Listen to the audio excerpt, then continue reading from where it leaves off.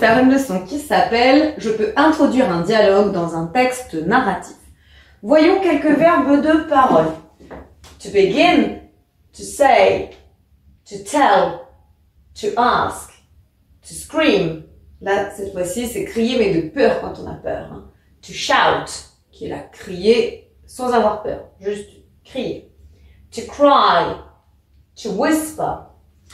On utilisera aussi des adverbes, hein, donc qui vont essayer ici de donner la manière dont justement les gens vont parler.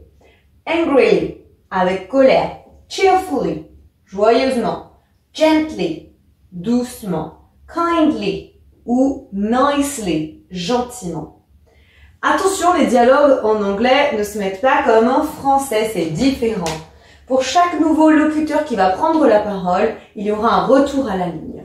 Aussi, en anglais, il n'y a pas de tiret, ce n'est pas nécessaire. Et, regarde bien, en français, on utilise des chevrons comme ça pour faire parler les personnages. En anglais, ce ne sont pas les mêmes guillemets. Si bien que voici un exemple là. Who is there? She asked kindly. Tu vois bien que là, qui est là? Demanda-t-elle gentiment. J'ai bien l'absence de tiret et j'ai ici eh bien, des guillemets qui ne sont pas les mêmes que ceux que je mettrai en français. Little Red Riding Hood, said the wolf. Donc ici, le petit chaperon rouge, répondit le loup. Et donc, de la même manière, pas de tiret, nouvelle personne qui parle, retour à la ligne. Et donc, mes guillemets ici, typiques de l'anglais.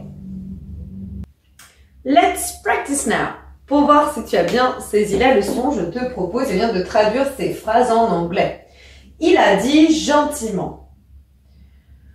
Dire, c'était bien to say. Là, on est dans le passé. He said. Et là, gentiment, il y avait deux manières de dire. Nicely ou kindly. Hein, et ensuite, on attendrait du dialogue. Le loup demanda avec colère.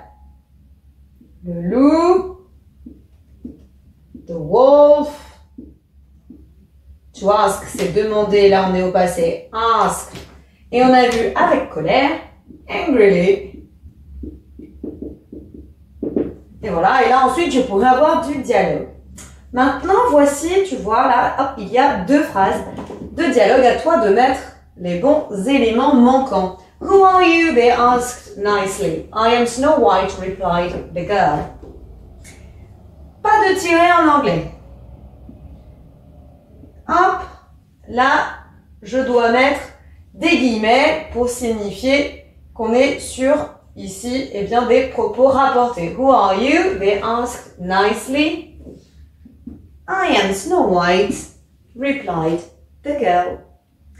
I hope it's easier for you now. See you later. Bye. Maintenant que tu as tout compris, entraîne-toi en faisant les exercices ci-dessous.